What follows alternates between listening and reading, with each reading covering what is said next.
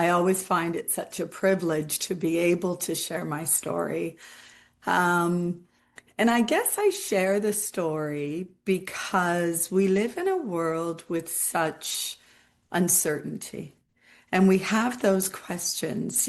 All of us wonder, is God real? Is he even there? So, because of my near-death experience, I think it's really important that I vocalize that and I share my experience about meeting God. So, my accident happened back in 1994. I was just a young mom. I had two beautiful young daughters, and my mother-in-law at the time had a home in Florida. And she called me up and she invited me to go down with the girls. My husband at that time was working. And so we jumped in the car and we went down to Florida for a couple of weeks with the plans on being back just before Christmas. We had a wonderful time down there and it was time to pack up and head home.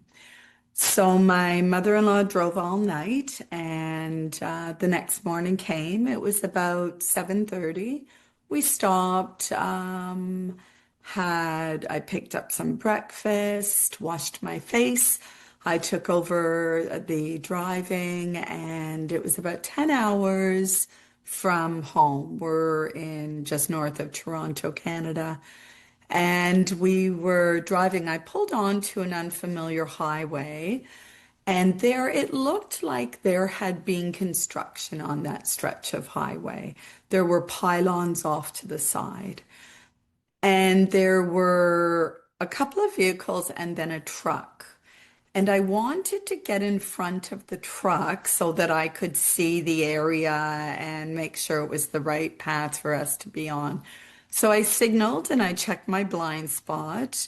And as I crossed over to the passing lane, I saw cars coming at me. And I lost control of the car, and the car sort of took a life of its own. And I ended up crashing into another vehicle. And the vehicle, that stretch of highway, we had been the fifth accident that year, but it was always my vehicle that the person died. And in this case, unfortunately, the lady that I hit died. Um, so what happened was the cars collided, they were airborne, and they landed. Once we landed back on the ground in the car, I was winded. My mother-in-law asked me, "Are you okay?" And I had my two young babies in the back seat of the car as well. And, I was shocked and it was just so incredible. And then I heard my daughter crying. And when I turned to see her, I didn't realize how damaged my face was. And she let out this horrific scream. Um, and I could hear the sirens off in the distance. And then they came and they took my mother-in-law and my children from the car. I was trapped in the car, so they had to use the jaws of life to cut me out of the car, which took almost 2 hours by the time they had actually cut me out. So what happened was they had taken my family away, and I was in the car, and the rescue workers were absolutely wonderful. You felt, they just worked so hard and so diligently to save me. And they had decided that they needed to, whatever it was they were going to do. And I could feel as I was sitting there, it was like somebody had turned the volume. If you think of a radio, it was like somebody had turned the volume on the sound down. Everything started to get quiet. And I had heard that rescue worker came up and he asked, "Would you like me to go work on the other car?" And I remember the man's response. He said, "No, she's DOA." And I remember wondering, DOA, I know DOA. And DOA was dead on arrival. And once I had heard that the other lady or the other person in the vehicle and the accident died, it was like I knew that I too was going to die. It just, things started to fade. And I thought, wow, I'm 26 years old and I'm going to die in a car accident. This is it. I'm going to meet my maker. And at that time before the accident, I had been a Christian. I was very active in the church. And as I sat in the car, I started to think about what would happen after I died and where would I go? What was going to happen? And I remembered a sermon that the minister once had preached on. And he talked about when people die, they go to heaven and angels rejoice.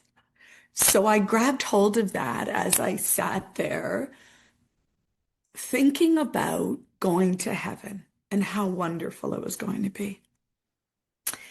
And I thought, okay, I had accepted the fact that I was going to die and I was waiting for it to happen, but it wasn't happening. So I thought, oh, okay, I'll think of my earliest memory. And I was trying to bring on dying. I wasn't sure how it was happening, but I knew it started to become very difficult to breathe. And I was starting to feel extremely uncomfortable, trapped in the car.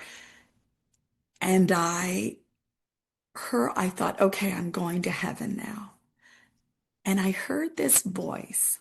And some of the things, like it took me years before I could actually find words to put to my story.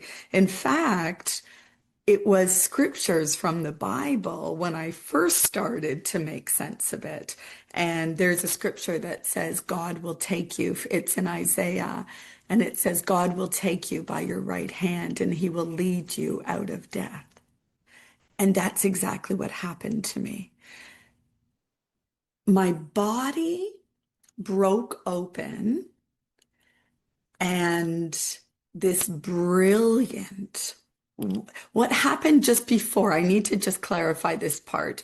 So as I was sitting in the car waiting to die and thinking about going to heaven, I heard a voice, and I'm not sure if it was out loud audible or if it was an internal voice, but the voice said, no, you're not going to heaven because there's no God. You're going to go to the ground and maggots are going to eat your body. I can't even begin to tell you the fear that filled me upon hearing that. I was absolutely terrified. I was at the lowest point in my entire life. And I heard that. And it caused me to call out and say, God, if you're there and if you're real, please help me. I need your help. And what happened next? Took a long time to find words for. It was like my body, if you think of a peanut shell, it's like the peanut opened and this brilliant white light filled my body. And this hand, the light that was so beautiful and brilliant, but not like the sun that it burns your eyes or it hurts. It was warm and it was embracing. And it took the form of a hand. And I heard the voice say, take my hand and I will show you heaven. And I reached up, and as I reached up, I lifted out of my body and I became one with what I know as God. I became one with God, and we started to move up through the atmosphere. And I looked down, and when I looked down, I could see Lorraine, my body, in the car, and I could see the highway, and I could see the other car was flipped over. And as I was processing it, it struck me afterwards that I felt no attachment whatsoever to my body in the car. It didn't feel familiar. It was like I had already moved on from this world. And when I looked back, it was almost like my soul is really who we are. We're soul. And these bodies carry us around here on earth, but it's not who we are. And that's something that really struck me as I looked back down and I saw myself in the car. I didn't feel a connection like it was me. I was soul. I was in my true, I had already transformed into my true nature. And then I heard the voice say, "Don't look back." And as I turned to look up, there was a shift. It was, it's so hard to find words to share this, but it was like we were taken out of this realm and we shifted to a place of knowing. We didn't use words. We started to communicate with our spirits. And we were flying through the atmosphere. It was gray and I could see star lights. And we flew through and then we stopped. It was time for my life review. And I have to tell you, the life review was one of the biggest surprises for me because when I was several years before in the church, I can remember seeing a play. And the play was all about what happens to us when we die. We, so I can't recall the title of the play, but it was about people dying. And then there was an angel that looked on the Lamb's Book of Life. And if your name was on the Lamb's Book of Life, the angels came out and this beautiful, peaceful music came and angels came and Jesus came out and they hugged and embraced and they walked off to heaven. But for those people whose names weren't on the Lamb's Book of Life, it was like thunder and sheer terror. And these demons came out and they grabbed the person and they dragged them away screaming off to hell. And that terrified me because I thought, oh my gosh, I've done a lot of things wrong in my life. What's going to happen when I die is, oh, and I kind of was frightened, to be honest. I wasn't looking forward to my life review, and I wasn't even sure there was a life review. But if there was, it was something I wasn't really looking forward to. So it was time for the life review, and it wasn't anything like that. It wasn't about God being mad or judging, or I was going to be in trouble. The word sin, if you look up the word sin, it simply means you've missed the mark. And I think that what happens in the life review is God shows us an alternative path that we could have chosen. And I just saw glimpses. There were about 3 or 4 different things that I was shown. And I remember not feeling ashamed, but I felt so filled with sorrow. And I was just like, I'm so sorry I didn't know. And I was met with the most unconditional love that we can't even imagine here in earth. It's love that just penetrates through to every cell of your being. And it is unconditional and it's beautiful. And there was no judgment and there was no condemnation. There was nothing to be guilty about. So that was the first real big revelation for me. So the life review was over and we started to move again. And I feel like we were going to heaven. I was going home. And we started to continue on. And we were communicating with our spirits. And again, we stopped. And out from the side of it was like a long train. There's another scripture that says, I saw the Lord, he was high and lifted up, and his train filled the temple. And that's what helped me to make sense when I think of this part. A photograph from his train came out, and when I looked at it, I saw, wow, they're my children. And my husband at that time was there. And I thought, oh, that's my children. Oh, and I'm Lorraine, the accident. And it was like recalling everything.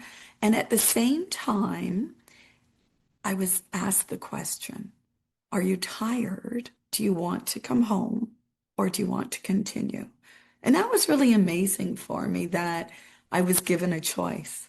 I thought, up until then, I thought when it's your time, it's your time. But I was given a choice. And I thought of my children without their mother. And I just realized that I wasn't ready. And so I said I wasn't ready. I needed to go back. And again, I was met with the most unconditional love.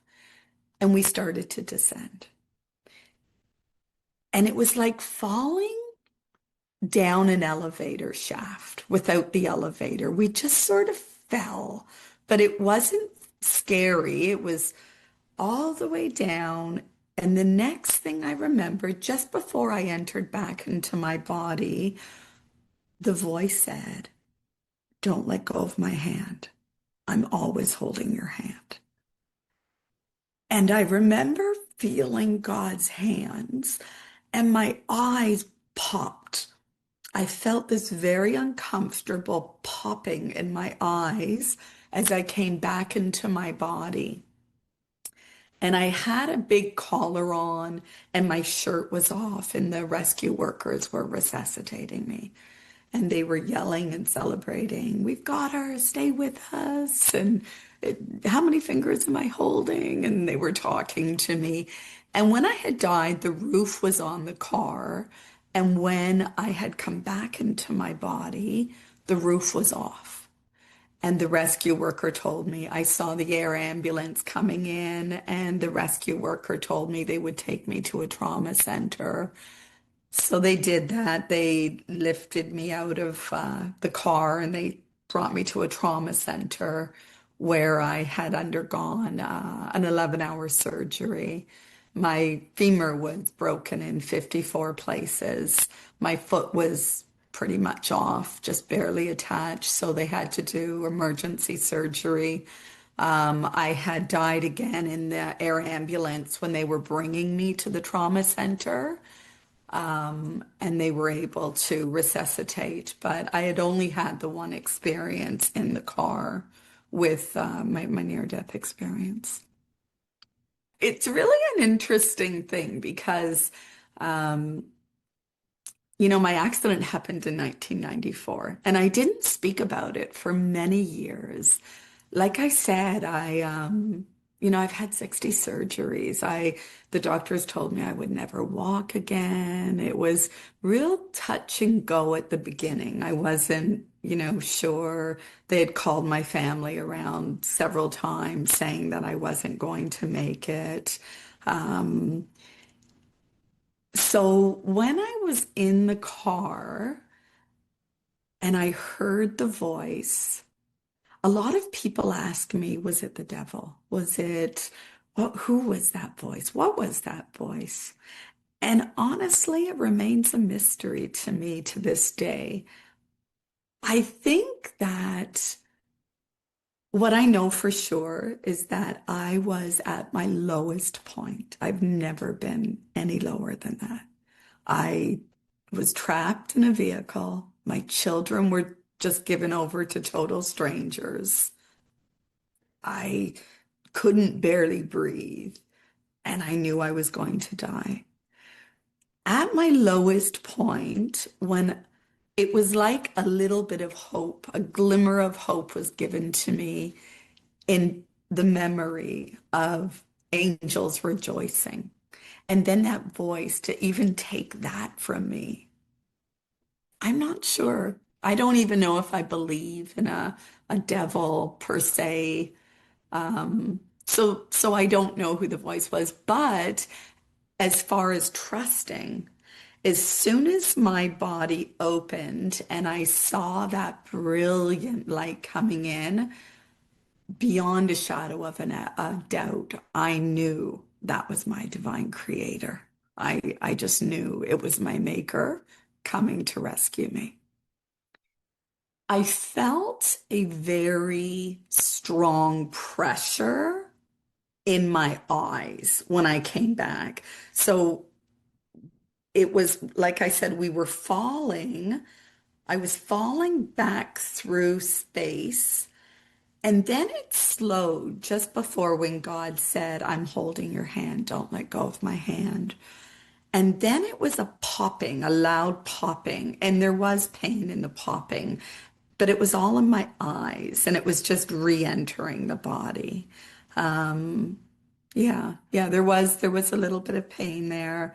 And the other thing that I realized too, here on earth, we don't realize it because we haven't had the experience of stepping outside of our bodies. Our bodies in this 3D world are extremely limiting and dense and heavy. When you're outside of your body, it's a very liberating feeling. It's a very freeing feeling. Here, it's like wearing a really tight pair of shoes, if you think about it that way, on your feet. It's like you're very confined and restricted. And when you're out of your body, you really know it's a real liberating feeling. But more than that, you return to who you really are and what you really are. And that's soul. We're soul beings. We're not human beings. We're spirit beings having a human experience.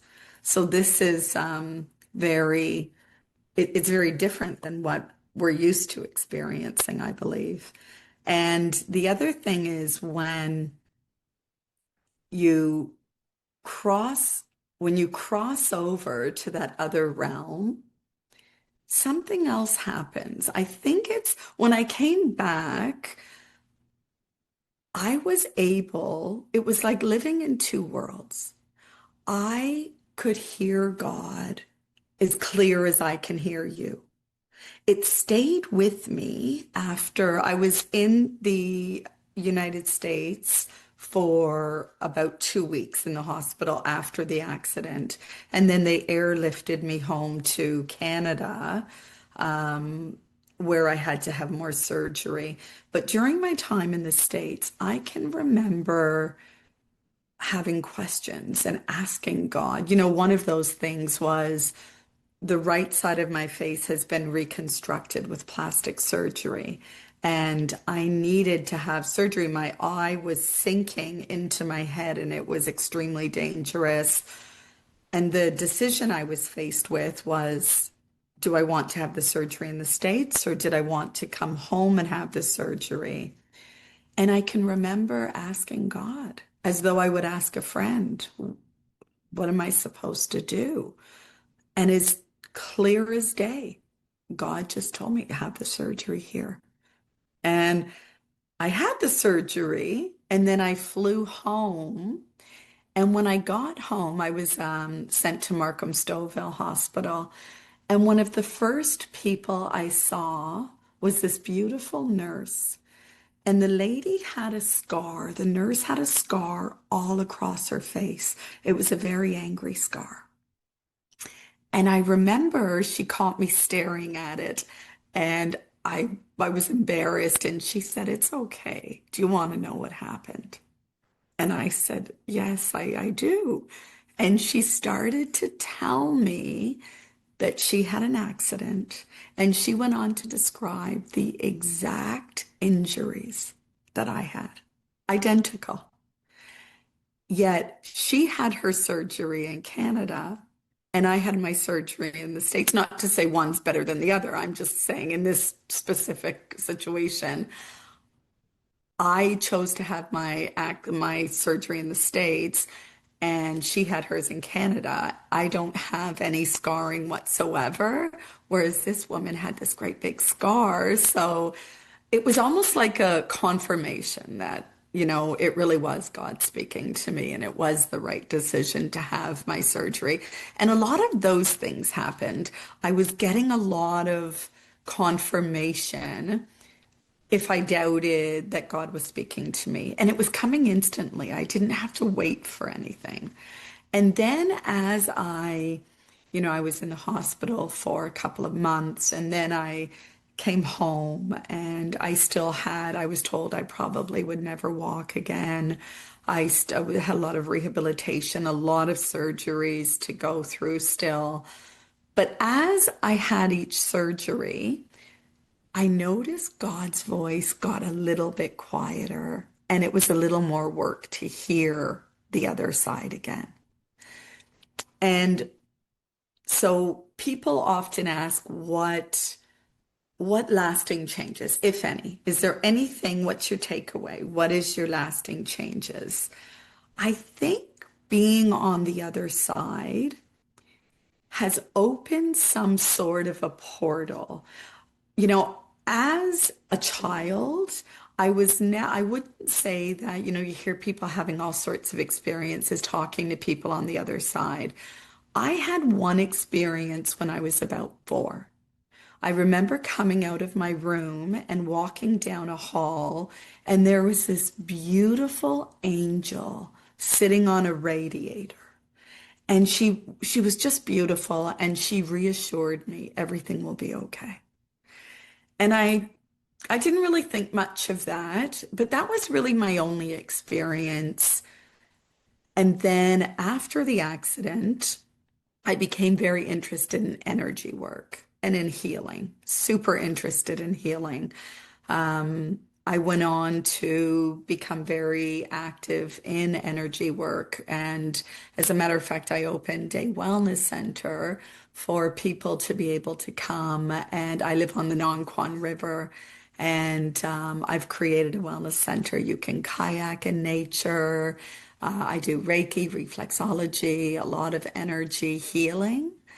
And I've learned also that we don't have to live in silence here on earth. We can connect to our divine creators.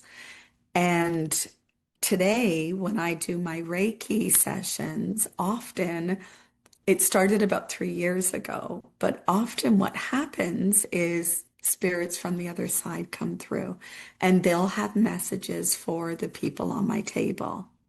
So I think it's absolutely beautiful that I am able to have those experiences with God being back in this limited body.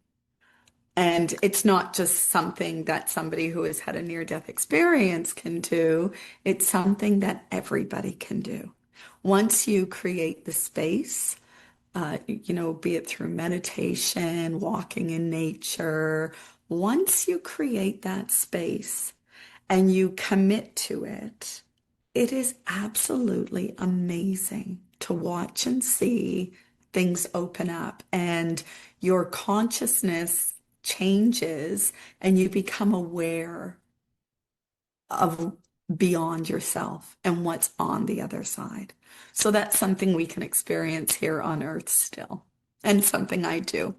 So when I first came out of surgery, I was in the intensive care unit. And I remember it was the beeping of machines that opened my eyes. And I looked around and I was in a very dark room. And I just saw faint red lights everywhere, and I saw tubes, and I was thinking, what is happening?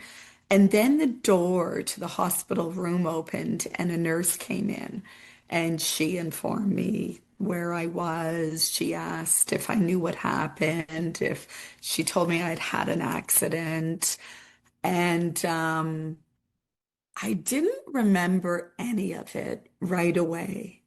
And then so the accident happened 2 days before Christmas in 1994. And I remember it was Christmas Eve or Christmas Day, maybe.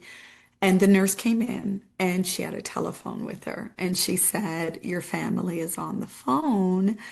Are you up for a phone call? So she held the phone to my ear and I spoke with my brother. And my brother said, oh, sis, do you remember the accident? And I was listening to him and trying to process. And he said, do you know that a man died in the accident? It was the first time I actually remembered and I saw the lady's face again. And as the accident was taking place, everything went into slow motion. And for me, I thought that it was going to be a fender bender. I thought that it was on a highway. We were traveling highway speed, but I just didn't think it was going to be as serious as it was. And when I was colliding and I looked at her, and when I looked at her, I remember her face. And I remember thinking, she's not even there. It was like she had already crossed over. When my brother said, you know, a guy died, I saw her face and it all came back to me. And I said, no, it was a woman. I remember her face. So the first thing I remembered afterwards was her face. And I'll tell you, that was something, there was a lot of challenge and difficulty in my experience. And I would probably say that that was one of the biggest challenges, the fact that somebody else died at my hands. Um, I had a lot of sorrow. I was raised Catholic, so I had a lot of Catholic guilt. Um, and I would say it took me probably 2 years in therapy to work through that. When I first, I was very active in the church before my accident. So my ex-husband and I were in a fundamental church, and we were very active. But it took me, a lot of people have go through an experience like this and they find faith in God. For me, I didn't lose my faith, but my faith radically changed. So I no longer put emphasis in religion the same way. For me, it became more about relationship with my creator and less about going to church and doing things and rules and regulations. I have a very clear distinction today between spirituality and religion.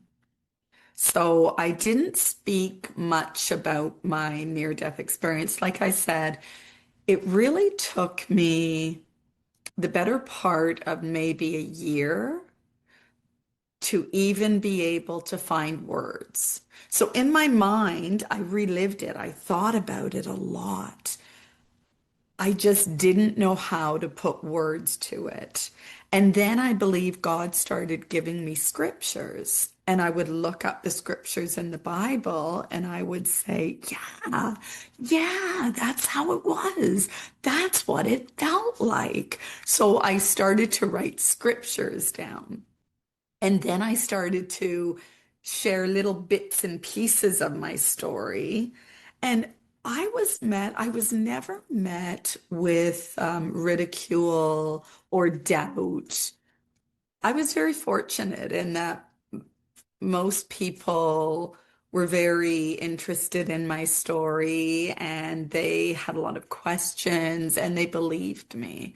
And that probably gave me the courage to go on to talk about it more. And here I am 31 years later. And it's interesting because I started writing a book. My brother, who's crossed over now, was a writer. And I just felt like I couldn't die. There's a Dr. Wayne Dyer who says, don't die with your story still in you. And that stuck with me. And I thought, I've got to tell my story. I want people to know beyond any shadow of a doubt that there is a God and God is real and God is there and God is only one prayer away. In the car, my prayer was, God, if you're there and if you're real, I need your help. It was just that simple. I didn't have to learn a prayer. I didn't have to get the words right.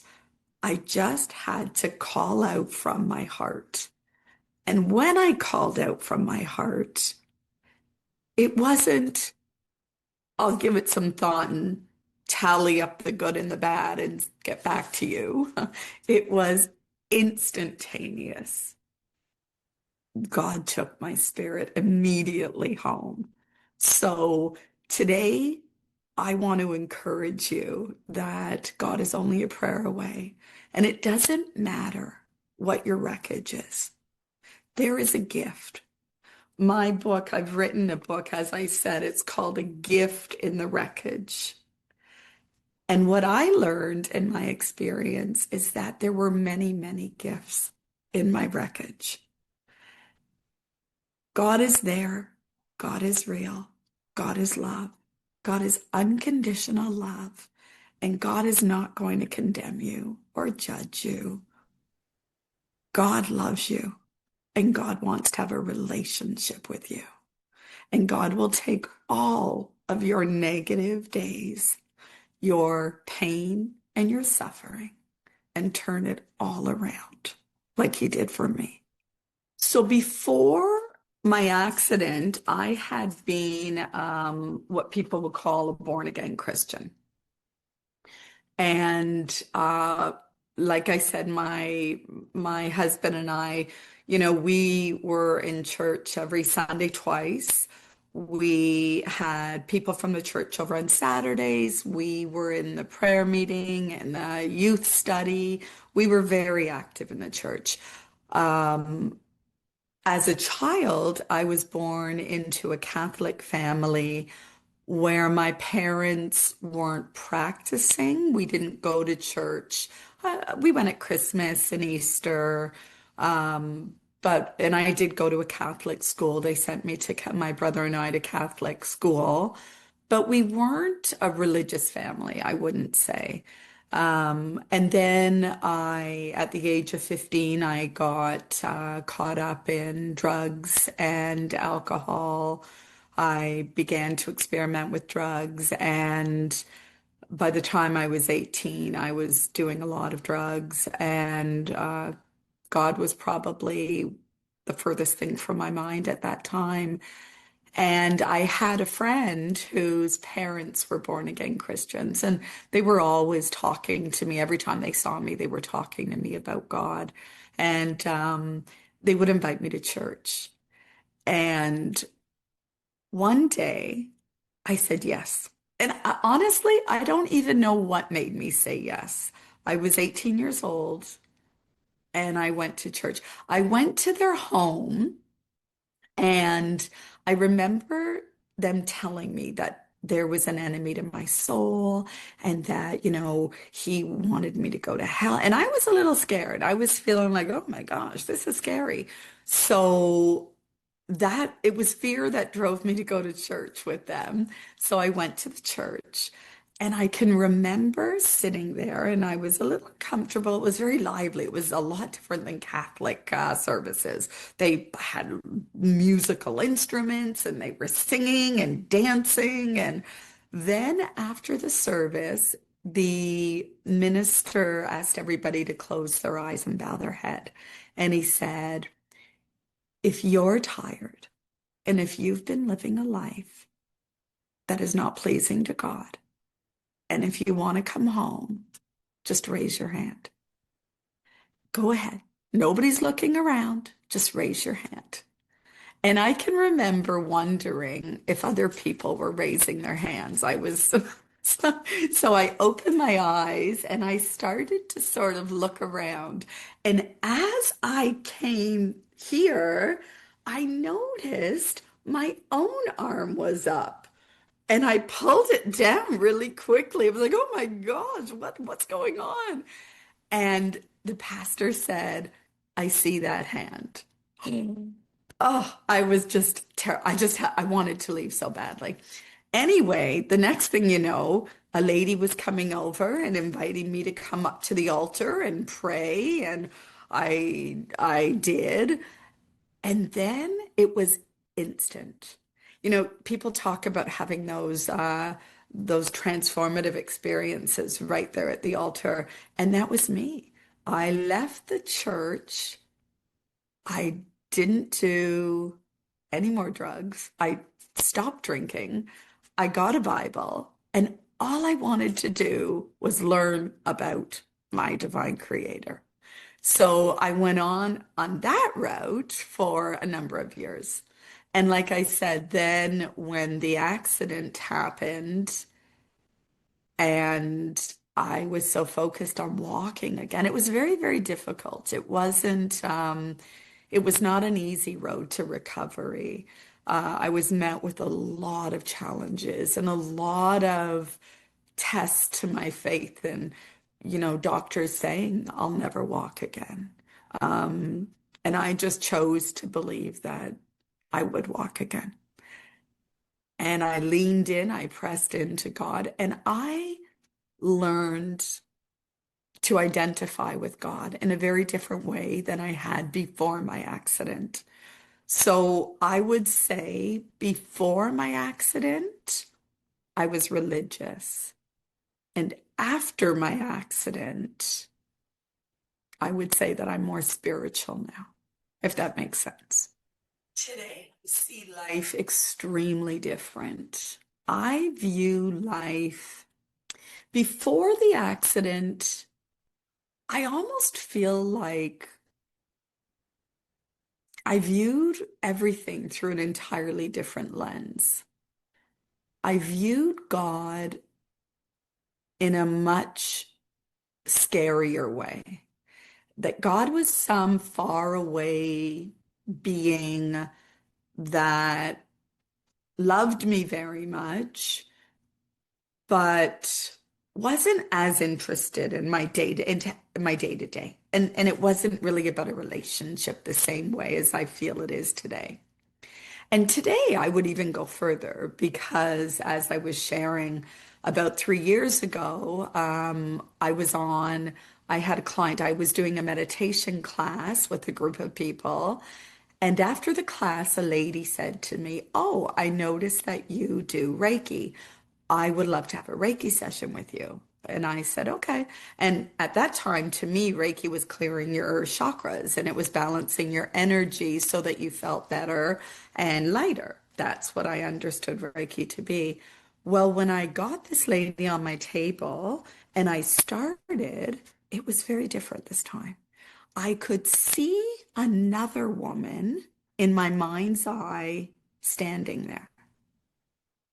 And right away, I was very concerned and I thought, what is happening? And I prayed for protection. I asked God to protect me. I didn't know what it was. And then I thought, I can I talk to her? So I said, "Hi, who are you?" And she said, to my complete shock, she said, "I'm with her." And she moved closer. And I said, "Oh." And right away, it was like I had this knowing. This lady was my client's mother, and she was no longer here on earth. She was actually dead. And I I said, "Oh, what are you doing here?"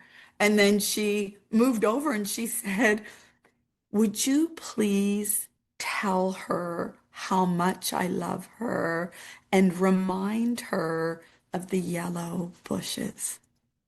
So I'm standing over this lady wondering, am I losing my mind? Is this really happening right now? So, and what if it's not true? What if this lady doesn't have a dead mother on the other side? So I was very concerned. I didn't know what to do. But again, I just trusted and I said it, and she started to cry. And she said her mother died 4 months ago. And one of the last things her mother said to her was, "Please plant me a yellow rose bush to remember me by." Isn't that beautiful? And then from there, it just kept happening. And I would have people, sometimes it would be other my clients' spirit guides that would come and they would introduce themselves. And it's just been a real amazing time of experience since my near-death experience. And again, I just want to say there's nothing special about me. It's everybody that just wants to know God in that way. He's only a prayer away. When I first had my accident, after the accident, my insurance company went into liquidation. So I had collections calling me constantly for money. I was told I wasn't going to walk again. I couldn't put any weight. I had lots of surgeries to go through. I had zero energy. I had a 13-month-old and a 3-year-old two little girls to take care of. It was just a very, very difficult time. And I back then, what I would say, or what I would have said, was that the accident showed me God is real. There was no escaping God. And it's interesting because a number of years after my accident, I really just had had enough. And I was so angry and I was so frustrated that God would let all of these things happen to me that I wanted to deny there was a God. I remember going through a period where I just thought, what is this? This is not, how can God, if he loves me, how can he let this happen to me? And when I would focus on my surgery and the pain and the injury, it got worse. And when I would focus on God's love and God's healing, it would get a little better. And I started to see there's something to this. And I would say about 4 years ago, I really started to seek God and know God in a really strong personal way. I wanted God to become as real to me again as he did that first little while after my accident. Like I can remember waking up in the middle of the night. It was music. It was the most beautiful music that woke me up in the hospital. And when I opened my eyes, that white light was everywhere. The room was full of angels singing over my bed. Just, and I saw it as clear as day. And I long to be able to see those things again and to experience God in a very real, powerful way. So I started meditating and I started to empty out. If you think of a cup, we have all of these things in our cup that keep us from connecting to God. So as I started to get rid of the busyness, make the space, meditate, empty out all of the noise within me, and sit quietly waiting to hear from God. As I started to do that, God started to meet me. Things changed. And I started to have these really interesting experiences in my life. And I started to hear from God again. And today I can say with absolute certainty that God speaks to me. God is real. God cares about every single thing we go through. And God wants us to invite him into our lives so that we can get through this life. I believe we're here. This is sort of like I'm a teacher. I've been a teacher for 25 years. I have 1 year left. I'm a kindergarten teacher. I have 1 year left, and it's like curriculum here on Earth School. It's like we're here in school on Earth to learn valuable lessons that we will carry with us into our forever, into our home life. One thing I will say that I would really like to, I'd, I'd like you to take this with you. If you don't take anything else with you, we live in a world today where there is so much fear. All we have to do is turn on the news, and within the first few minutes, we will become afraid of what's happening in our world with war, with death, with disease. That, if we make that our focus, is only going to hold us down and keep us in that fear and keep us trapped.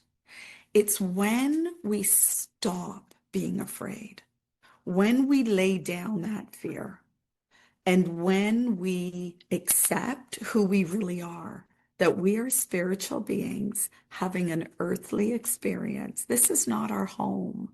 We're not home here. We're only here to learn lessons. We're here to love other people. We're here to live our purpose. And when we have finished, we don't die. And that's another thing that scares so many people, death. Death is an illusion. When I died, I simply closed my eyes, and when I opened them, I was back home. I was with God. So there is no fear in dying. You simply return home to where we were before we came to earth. So there's no fear in dying. That's my big takeaway.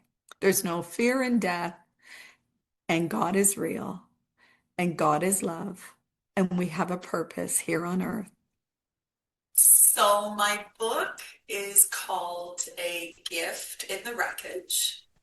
And the cover, I designed the cover because this is really what my mind came up with when I thought of my accident. And I thought of God reaching down and lifting me out of the car. So A Gift in the Wreckage is available on Amazon. If you are a Kindle subscriber, you can read it for free. Hello at lorrainekane.com is my website. If you are in Ontario and you would like to connect with us through nature, through wellness, through energy work, Riverview Wellness Center is my business name, and that is here in Seagrave, Ontario.